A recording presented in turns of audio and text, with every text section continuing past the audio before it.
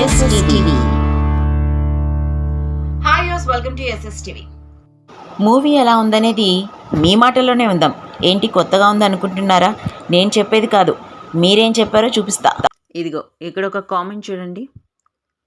Cinema బాగుంది, అంత ఎక్కువగా ఆలోచించాల్సిన అవసరం లేదు. బాగోలేదని తెలిసి వెళ్ళాను, కానీ నాకు బాగానే అనిపించింది.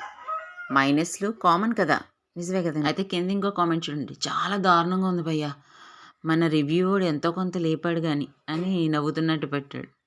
అంటే ఎక్స్పెక్ట్ చేసినంత ఫ్యాన్స్కి కూడా అందలేదు.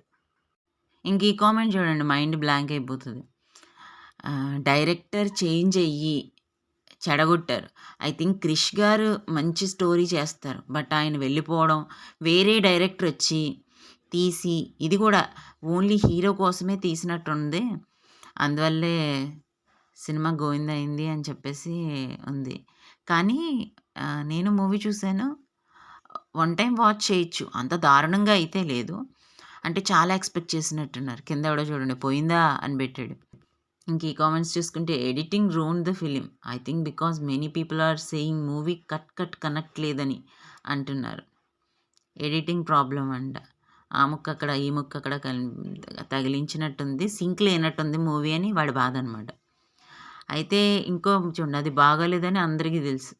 ఇంక వీటితో ఏం సంబంధం లేదండి. బాగున్నా బాగోపోయినా బాగాలేదంట అని చూడడానికి వెళ్తారు, బాగుందని చూడడానికి వెళ్తారు. ఏ రకంగా అన్నా సినిమా చూడడానికైతే ఖచ్చితంగా వెళ్తారు, ఎందుకంటే పవన్ కళ్యాణ్ గారి మూవీ కదా. పవన్ కళ్యాణ్ గారి ఫ్యాన్గా చెప్తున్నాను, బాగా ల్యాగ్గా ఉంది, బోరింగ్గా ఉంది. సినిమా చూసిన వాళ్లకు ఎటుపోతుందో అర్థం కావట్లేదంట. నెక్స్ట్ మన హీరోయిన్ ఉంది కదా, చాలా చక్కగా ఉంది, అందంగా ఉంది. పాటలో మనం చూసాము.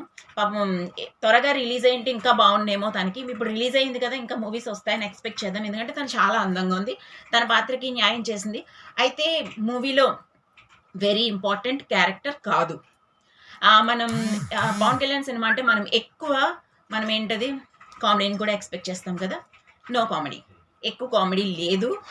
మెయిన్ కామెడీ కూడా పండిందో లేదో తెలీదు. సునీల్ ఉన్నాడు, అయినా ఏమైందో తెలీదు. మీరు మూవీ చూసి మీరు దాన్ని జడ్జ్ చేయండి, నేను జడ్జ్ చెయ్యను. అందుకే చెప్పాను కదా ముందే, స్టోరీ ఒకటి చెప్తానని చెప్పి.